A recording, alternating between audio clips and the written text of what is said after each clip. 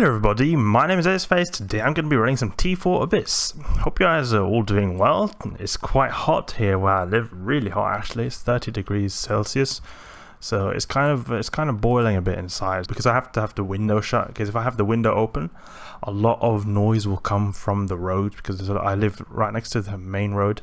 So it makes it so that indoors is even hotter. So it's not exactly the most convenient time to play video games, but I felt like doing some T4 Abyss because I wanted to see if I could end this bad loot streak where I've been continuously getting these 20 and 30 mil runs. I really want to get that sweet 50 mil runs, you know, those really nice ones, or maybe even something better, you know, like maybe like 70 mil ones if we're really lucky, or even better if we get the skill book. That would be really nice. It's a long time since I got one of them. See here, we've got actually some Proving Grounds event going on. Another one, the new Slicer event is out right now, or at least while I'm recording this video, because I sometimes upload videos that are not exactly the same day I made them. And the Proving Grounds one it's been pretty interesting with the new slices. You've been slicing up fools with those Imperial Navy slices, just been very explosive because of how fast those ships go. And you see here, the skilling spree is not present right now because it seems like this event is in the place. It feels like, I think the skilling spree is back, but when these Proving Grounds events are live, then the skilling spree is temporarily replaced with the Proving Grounds challenge here, because you can see you can get a bit of SP. I think it's 5,000. Yeah, 5,000 SP from doing this wave or this challenge. But as soon as the Abyssal event is over, or the Proving Grounds event is over, then it seems like the skilling spree returns, or that's what's happened before. So we've got a ton of Starvers on grid, actually. That's interesting. But we can go for the Damavix first. Usually I'd go for Vedmax first, but the reason I go for the Damavix first is because they're also Starvers, and there's only 2 of them. And they're going to be a lot closer to me, so I'll be able to shoot them with my missiles a lot faster, and also my drones will be able to attack them a lot faster. So I'll be able to kill them almost, like this guy will be basically dead before the Vedmax start to come in range for me. And let's go for the second one. Actually activate my MWD so we can keep it range, because I prefer to keep it range from these Vedmax. You don't want to be too close to them. The MWD allows us to kite the Vedmax and allows them to deactivate their disintegrators, because their disintegrators can actually be deactivated if you go over like 20-something kilometer range. So I'm going to go to the extraction nodes like I usually do, use my heavy missile on them to pop them, and we'll pop them and grab the loot from them. Always good to get these. You get tons of loot from these extraction caches, and hopefully it will be somewhat better this time, because it's always been really bad. Actually, we'll go for this one because this is a bit further away, or further away from the spawn point, because it'll be a bit more efficient, I think, time-wise, to go to this one first. Okay, so one Vedmax down, second one. The Vedmax are the ones that you really want to kill quickly because their damage can ramp up really high, a lot higher than the Damavix. They really can pack a punch, those Vedmax. And I feel like they're maybe even, like, because it feels like in general, in EVE Online, NPCs are a lot weaker than their actual, like, real Capsuleer variants. So an enemy Damavik like this, like an NPC Damavik, seems to always be weaker than an actual Damavik you'll fly as a Capsuleer or as a player. But I feel like the Vedmax, they're like pretty close to what an actual Vedmax would be, or at least it feels like they're a lot stronger than what an actual Vedmax would be. Another good example of NPCs being a lot weaker than actual player ships are just general pirate ships. The NPC pirate ships, like in anomalies, you know, like these, for example, Garista's Havens, those kind of things, in nullsec especially. You see a lot of these like battleships and battle cruisers. Battle cruisers, like honestly, these pirate battle cruisers, like for example, I mainly fight Garistas ones, so that's why I'm saying Garistas a lot.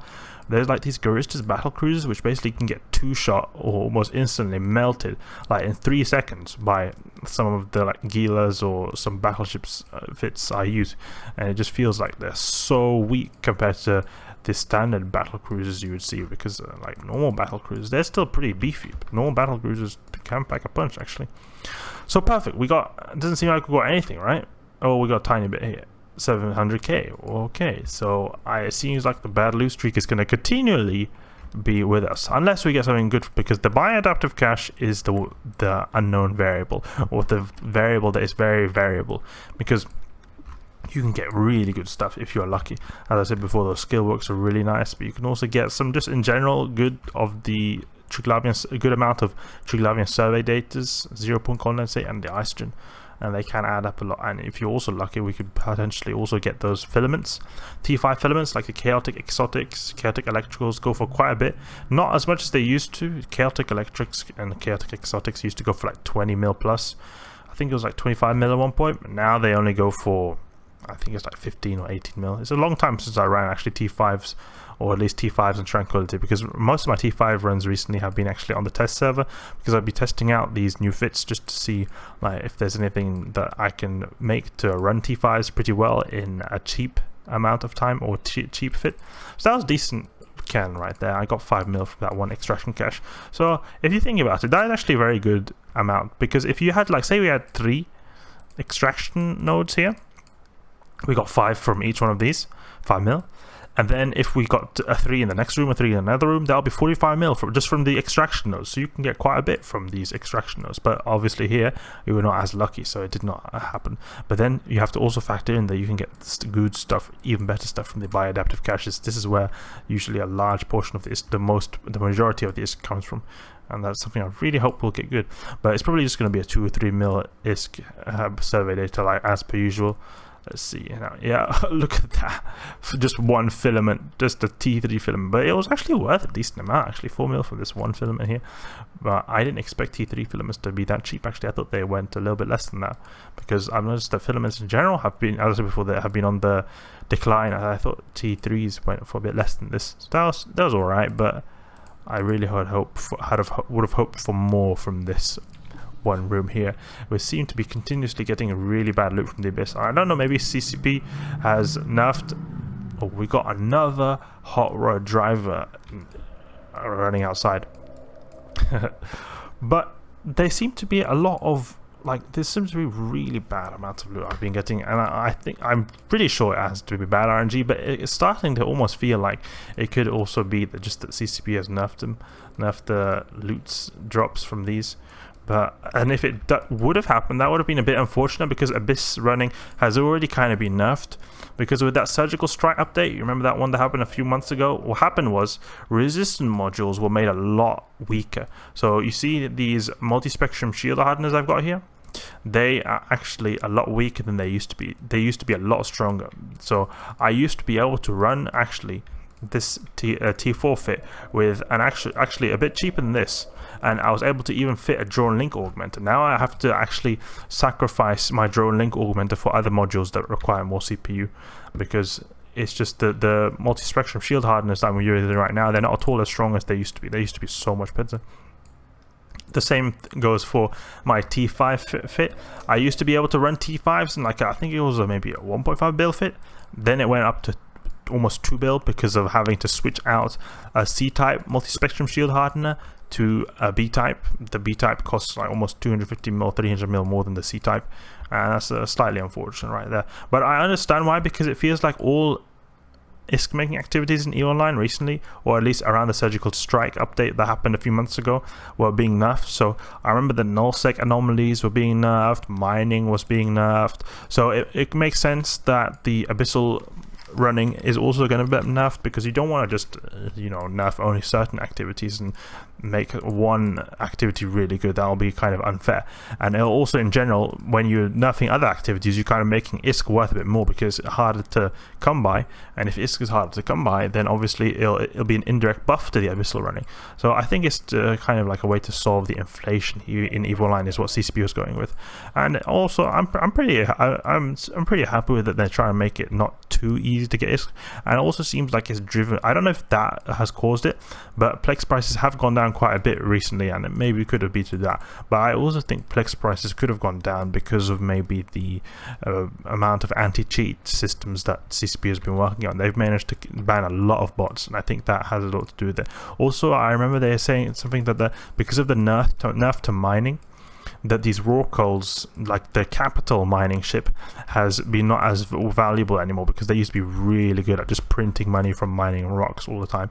So I think it's because of how mining was nerfed, they weren't as valuable to get raw coals, and because of that, a lot of people, what they do is they'll have alts and then just buy skill injectors and plex the account to be able to have a roll call alt, and they'll just add an extra, I think it was like 100 or 200 mil ISK per hour to an alt, just continuously mining all the time. So that was really like powerful, really like efficient and getting money, but it was also seen as very overpowered. So when the mining got nerfed, I think that maybe it could have been because of the lack of alts, then the plex prices went down because there was less of a demand for the plex. But who knows? There's probably multiple factors to this. I'm not really an economics expert in ETH.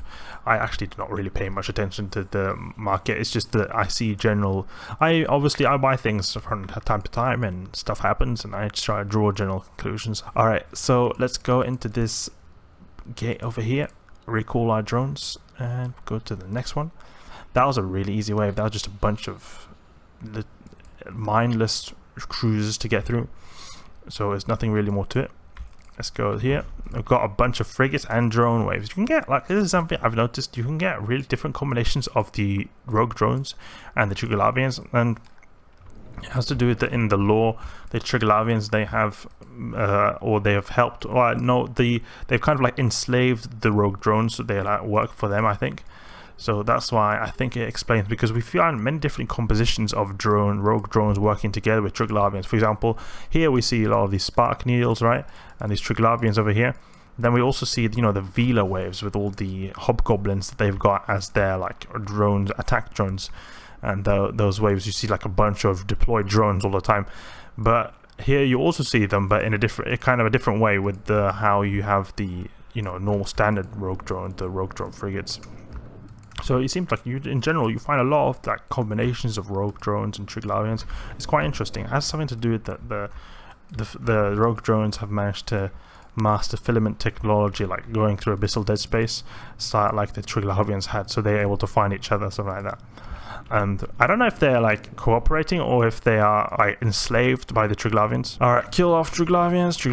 Actually, I'll go for the Vedmak next because it's important to destroy the Vedmak. I should have actually started with that because of how its damage will spool up quite a lot. I keep talking about how the Vedmak's damage spools up, but that's really something not to underestimate. You know, once what happened was I was using a T4 Gila fit and it was really cheap. It was like 200 mil something.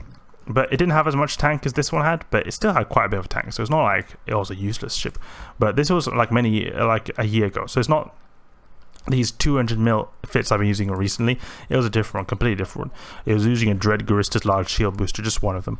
So it was able to tank quite a bit, but it was not like as tanky as the one I'm using now. And what happened was that the ship I used, it was just chilling near the origin gate. I think it was even the last room, possibly. That was quite unfortunate. But what happened was that there were 3 Triglavian Vedmaks, and I was thinking, oh, I have plenty of tank. This is no problem. So I just AFKing near the gate, and then the Triglavian Vedmaks, just even though it was just 3 of them, they somehow managed to spool up so fast that they killed me. They just killed me, and I had like I had full slow slots of damage modules, so it's not like I was doing really little damage or anything.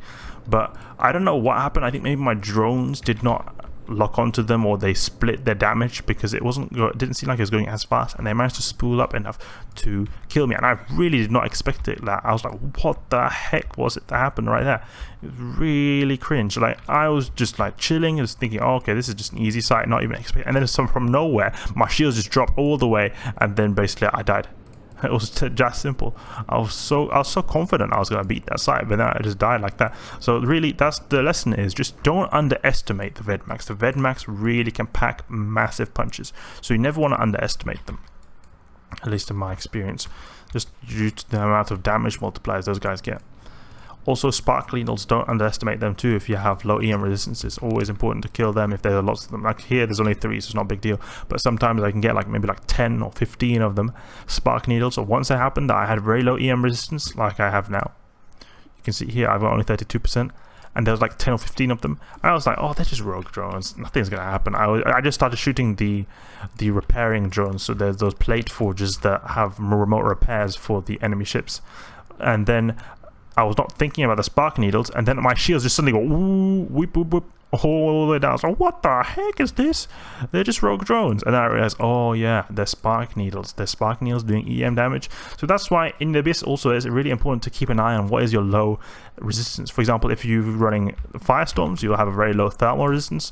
So you really want to just take that into consideration while running the Abyss size. If there is a certain amount of rogue drones, like for example, there's the Ember Grips or Ember Lance, I think they do EM damage.